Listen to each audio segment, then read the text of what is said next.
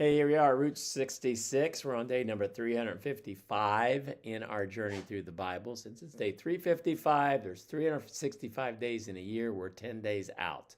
We've done a lot, and we're getting at the end of the book of Hebrews, the last really big book until we get to the final book, the book of Revelation. We're in Hebrews chapter 11 through 13. We're going to talk a lot about faith.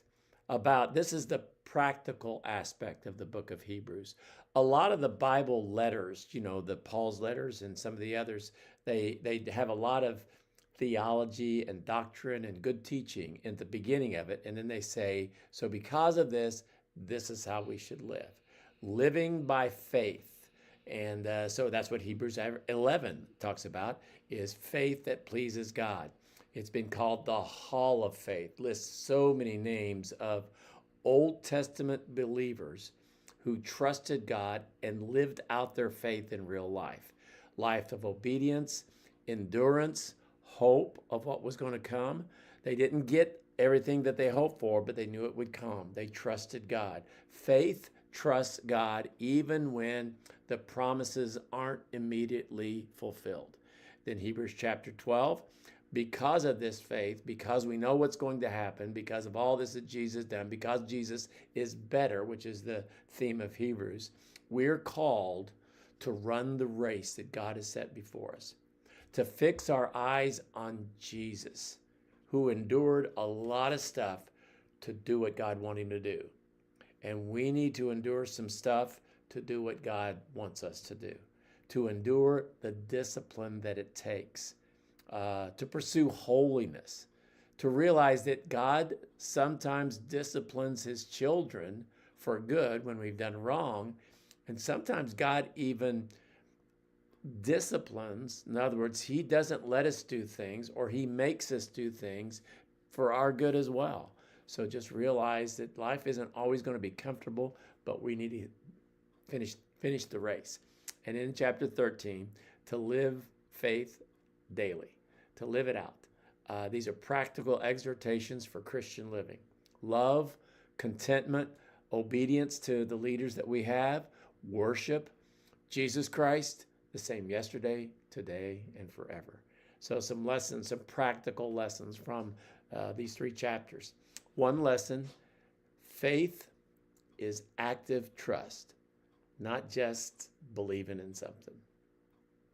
Faith puts our belief into practice. Yeah, there's an old saying, put your money where your mouth is. And what that means is you do a lot of talk, but are you going to put your money out to get it done? And faith, you can talk about your faith all you want, but are you going to live it out? And we must have active living faith that trusts God. A second lesson, endurance grows through discipline and focus on Jesus. We need to focus on Jesus. It's easy to get distracted by other people, other things. Distractions are so easy in the Christian life. And yet what we need to do is not only focus on Jesus, but just endure some hard times sometimes, some discipline, some difficulty. I love the writer uses running a race, in sports. If you want to be really good at sports, there's certain things you got to do. So you got to practice. You got to do this. And certain things you're not going to do. You're not going to eat junk food. You're not going to stay up late watching TV. You're going to be disciplined. And if we want to succeed in the Christian life, we must have the same thing. Focus on Jesus and be disciplined. And a third lesson, true faith will shape our life every day in relationships. Sometimes we get this idea that my faith is going to do some monumental things. And I think sometimes we think monumental things means these big things in the eyes of everybody else. But faith has its very practical work in everyday experiences. We can trust God in the mundane, small things of life instead of just waiting to trust God in the big, monumental things of life. And so trust God in the everyday experiences of life, the everyday relationships that you live. So good reading today. Finish up in the book of Hebrews, and we'll be in one of my favorite books in the Bible.